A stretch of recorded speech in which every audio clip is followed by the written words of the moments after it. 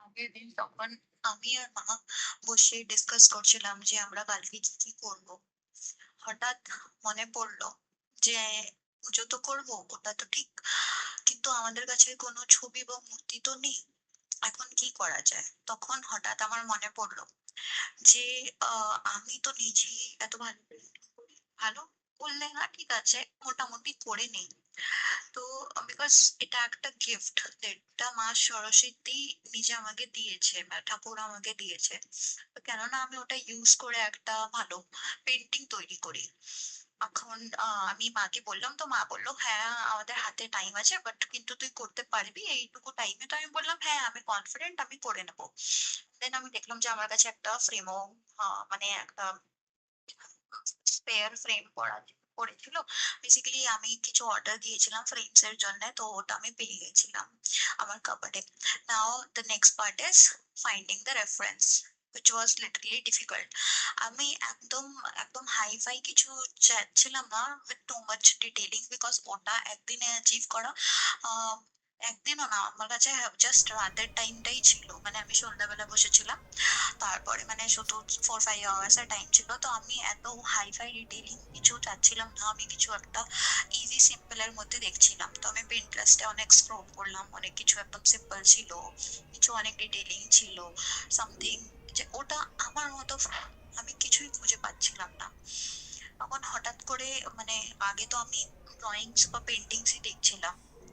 তো either oil painting ছিল বা অ্যাক্রিলিক পেইন্টিং ছিল, যেটা ক্যানভাসের মধ্যে ছিল। এখন না তো আমার কাছে ক্যানভাস ছিল, আর অ্যাক্রিলিক পেইন্টিং ওই কম সময়ের মধ্যে করা ওঠাটাই অনেক ডিফিকাল্ট।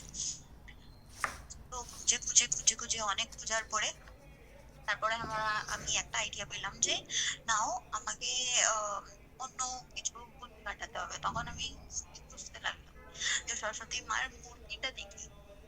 আহ, খুঁজতে অনেক ডিফিকাল্ট।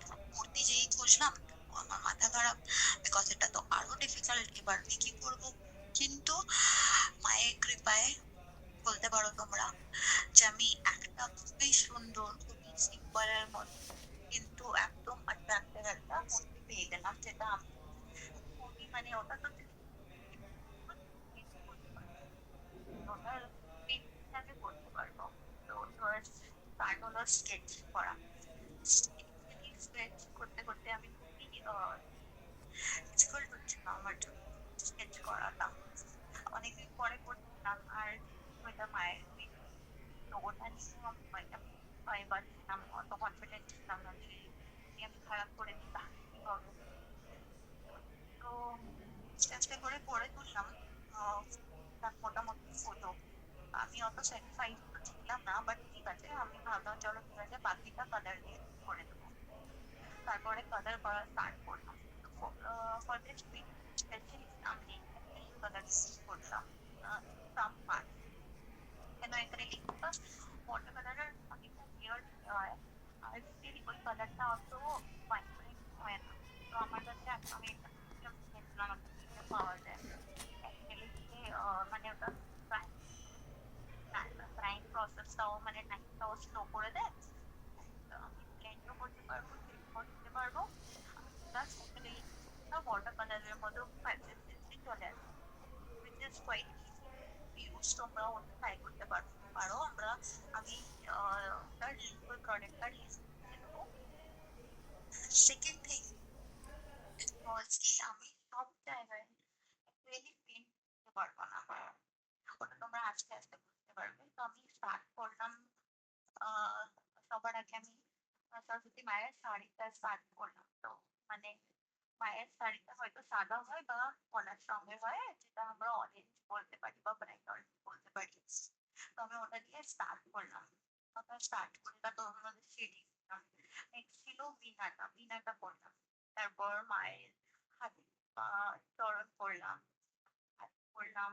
তারপর পদ্মটা করলাম, পদ্মগুলো করলাম। তারপর সরস্বতী মায়ের হাতটা করলাম। এইসব আমার চলছিল সব অ্যাক্রিলিক কালার দিয়ে। এবার লাস্টে গিয়ে আমার মনে হলো যে জলটা যখন আমি করবো, জলটা আমি ওয়াটার কালার দিয়ে করলাম। বিকজ ওই ইফেক্টটা একটা জিনিস আনা অতটাও মানে ওই জিনিসটা অতটা সুন্দর লাগবে না। ওয়াটার কালারের ইফেক্টটাই দারুণ। আস্তে, আস্তে করে আমি সব করলাম। একটা ব্যাপার ছিল ওটা ছিল মায়ের গহনাগুলো। মানে মায়ের accessories। আর ওগুলো করাটা আমার জন্য একটু ট্রিকি ছিল বিকজ এত টাইনি ওই পিকচারটা আমি A5 সাইজে করছিলাম। A5 সাইজেও মার মূর্তিটা তোলা। তারপর আস্তে, আস্তে ওটাও আরো ছোট করে করা। আর আমার ব্রাশ গুলো একটু খারাপ হয়ে গেছে। তো ওটাতে অত ফাইন স্ট্রোক আসছিল না। আর আমি সত্যি বলতে আমি এখনো আহ, কোনো আভূষণ বলতে বা কোনো শস্ত্র যেখানে গোল্ডের ইয়ে হয় অত ভালো পারি না। আমি তো আই এম ট্রাইং বাট ওটা আমি অত ভালো তুলতে পারি না। তো ওটা আমার জন্য একটু চ্যালেঞ্জিং পার্ট ছিল, ওটা তোমরা বুঝতে পারবে। বাট ওটা আমি আস্তে আস্তে করে ওটার মধ্যে একটু হোয়াইট হোয়াইট ইয়ে, বাট না ওটা অ্যাকচুয়ালি গহনার মতো ফিল হবে না যে ওটা সোনার কিছু পরে আছে। বাট ঠিক আছে, আমি ওটা ম্যানেজ করে নিয়েছি। তো সবকিছু ঠিক হলো, কিন্তু আমি যেটা আমি দেখতে পাচ্ছি ওটা মায়ের চোখগুলো আমি অত ভালো করতে পারলাম না। আমি ভেবেছিলাম যে মায়া মায়া একটা ফিল হবে, যেমন ঠাকুরের প্রতিমার মতো মধ্যে একটা মায়া মায়া ফিল থাকে যে তুমি দেখলেই তোমার মনে হবে। ওটা আমি আনতে পারছিনি। বাট হ্যাঁ, ওটা আরেকটা ব্যাপার আছে যে যত প্র্যাকটিস করবে, স্পেশালি মায়ের মূর্তি বা কোনো ঠাকুরের প্রতিমা বা কোনো ঠাকুরের গড়নটা, আস্তে আস্তে ওই মায়া ভাবটা আসে। ওটা একদিনে আসে না। ওটা একটা বলতে পারো যে একটা আর্টিস্টের জন্য একটা সাধনার ব্যাপার। একদম সাধনার মতোই, যত প্র্যাকটিস করবে তত ভালো হবে, তত ভালো করতে পারবে। কিন্তু আমি বলবো যারা মায়ের প্রতিমা করে তাদের ভিতরে আমার নিজে এসে বা কিছু একটা ওরকম আশীর্বাদ করে যে ওই মায়া ভাবটা এসে যায়। আমরা আমি যেহেতু শুরুতে স্টার্ট করেছি, আমার হয়তো অনেক প্র্যাকটিস বা অনেক আশীর্বাদের দরকার ওই স্টেজে যেতে গেলে। তো আমি এখন তো একটু মায়ের ধন্যবাদ করবো যে আমি এত মায়ের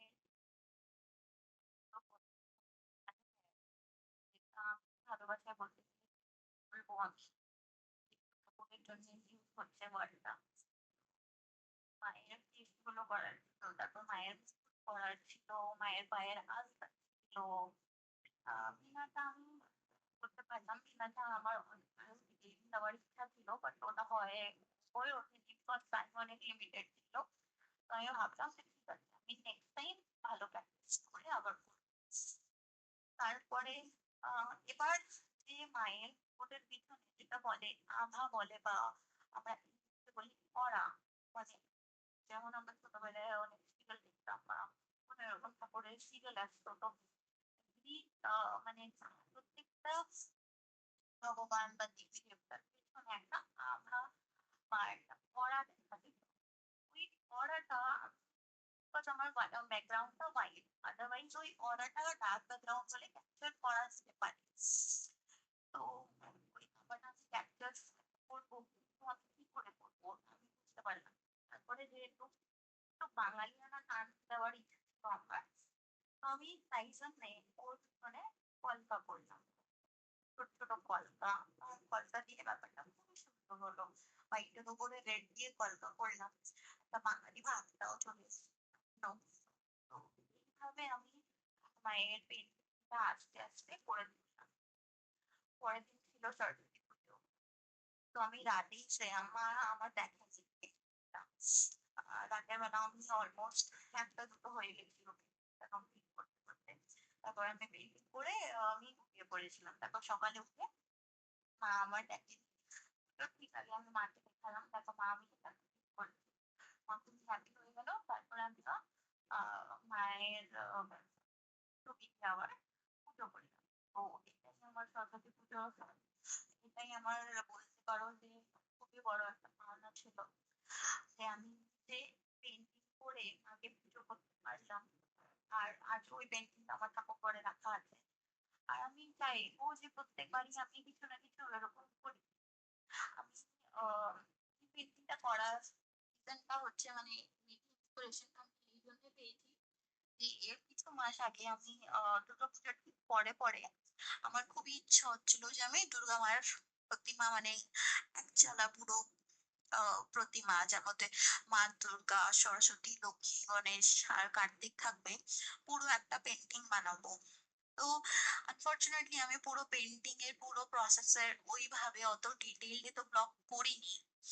বাট আমি যতটাই শুট করেছি ওটাই আমি পোস্ট করব, ওটা তোমরা দেখবে। তো ওখান থেকে আমার ওই ইন্সপিরেশনটা এসেছে। সত্যি বলতে গেলে মানে ওই পুরো কাজটা হচ্ছে মানে ওই পুরো ডিজাইনটা হচ্ছে শোলার উপরে। তো ওই ওটা করাটা অনেক ডিফিকাল্ট ছিল। আর দ্যাট টু অন অ্যাক্রিলিক, মানে that too with acrylic on canvas. তো মানে শুরুতে তো আমি নিজেই ভয় পাচ্ছিলাম যে আমি করতে পারবো কি পারবো না। পেরেছি। আমি কিন্তু অত স্যাটিসফাইড না, যেহেতু আমি জানি যে আমি আরো ভালো করতে পারতাম। বাট হ্যাঁ, ওটাও করতে পেরেছি। ওটাও আমার জন্য অনেক বড় একটা অ্যাচিভমেন্ট। আর পুরো পেইন্টিংটা দেখতে খুবই সুন্দর হয়েছে, সবাই আমাকে বলে। বাট একটা জিনিস যেটা হয়েছে, ওটার ব্যাকগ্রাউন্ড আমি অত হ্যাপি না। ব্যাকগ্রাউন্ড আমি ডেফিনেটলি চেঞ্জ করবো, because background is taking all the attention. যখন আমি তোমাদেরকে দেখাবো ওই পেনটা, তোমরা নিজেই বুঝতে পারবে। তো ওর ব্যাকগ্রাউন্ডটা আমাকে ঠিক করতে হবে। আর ওটা আমি ডেফিনেটলি নিয়ে বসবো আর ওটারও ব্লগ শুট করবো, শুট করে পোস্ট করবো। বাট আপাতত এই পেন্টিংটা যেটা তোমরা দেখতে পাচ্ছ, মানে যেটা আমি এখন বানাচ্ছি, এটার নেক্সট ভিজুয়াল যখন তোমরা লাস্টে দেখবে যে আমরা পুজোও করছি, ওটাও আছে। তো সরস্বতী পুজো তারপর মানে আমাদের বাড়িতে ওরকম করে হয়। আর আমাদের বাড়িতে বেসিক্যালি যখন আমাদের পুজো হয় সেদিন সেদিন মা খিচুড়ি আর এইসবই রান্না করে। বেসিক্যালি আমরা বাইরে থাকি, আমরা ওয়েস্ট বেঙ্গলে থাকি না। তো আমার জন্য এইসব পুজো বা যেমন বাঙালিদের পুজো এসব খুবই প্রিয়। আর আমার কালচারের কাছে আমাকে টেনে নিয়ে যায়। তো আমরা যত পারি ততটা আমরা সেলিব্রেট করি। এখানে হয় সরস্বতী পুজো, অত বড় স্কেলে হয় না আর কাছেও না যে আমরা গিয়ে দেখতে পারবো। বাট হ্যাঁ, বাড়িতে কাজ থাকে, তাই প্রত্যেকবার যাওয়া হয় না, বাট হয়। বাট ওই যে বাড়ির পুজোর যে একটা ফিল হয়, ওটা বাইরে পাওয়া যায় না। আর সরস্বতী পুজো তো এমনিতেও বাড়ির পুজো হয়, মানে সবাই বাড়িতেই পুজো করে। ওটাই একটা খুব বড় একটা কথা। আর খুবই ভালো লাগে আমার সরস্বতী পুজো করতে, বিকজ দুর্গা পুজো একটা মানে বলতে গেলে বাড়ির থেকে বাইরে হয় ওটা। মানে যাদের বাড়িতে হয় তাদের ব্যাপারটা আলাদা, কিন্তু দুর্গাপুজো বাঙালিদের জন্য ঘোরাফেরা, আড্ডা মারা, এইসব। ওর মধ্যে অষ্টমীর অঞ্জলি আর দশমীর বরণ, এছাড়া পুজোর আশেপাশে যাওয়া তো আমার মনে হয় না যে সবাই যায়। কিছু কিছু আছে যারা যায়। তো সরস্বতী পুজো একটা যেটা মোস্টলি বাঙালিরা বাড়িতে করে। আর এমনিতেও সরস্বতী পুজো বলতে গেলে বাঙালিদের ভ্যালেন্টাইন ডে হয়, ভ্যালেন্টাইন্স ডে। বাট এখানে যেহেতু আমরা ডেলি এনসিআর এ থাকি, তো এখানে আহ, ওটা পসিবল না। তো মানে এখানে ওটা দেখা যায় না বেসিক্যালি। এই কালচারটা এখানে নেই। বলতে গেলে এই কালচারটা বাংলার বাইরে নেই। তো ওটা আছে।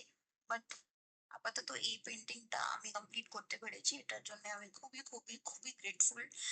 আর so grateful for this. Thank you so much for watching this video. আর এরকমই আরো ভিডিওর জন্য তোমরা সাবস্ক্রাইব করো আমাকে। আর আমি পারবো যে আমি ট্রাই করব, আমি চেষ্টা করব পুরোপুরি ভাবে যে আমি ভালোভাবে শুট করব। আমি এই পুরো ইউটিউব চ্যানেল বা এই প্রফেশন বলতে পারো যে এই লাইনে একদমই নিউ। তো আমি অত ক্যামেরা অ্যাঙ্গেল বুঝি না, অত শুটিং স্টাইল বুঝি না। আমি আস্তে আস্তে শিখছি। তো কোনো ভুল হলে বা আমার কোনো ল্যাঙ্গুয়েজে ভুল হলে প্লিজ আমাকে ক্ষমা করে দিও। And otherwise thank you so much এত দূর এসেছো। Thank you.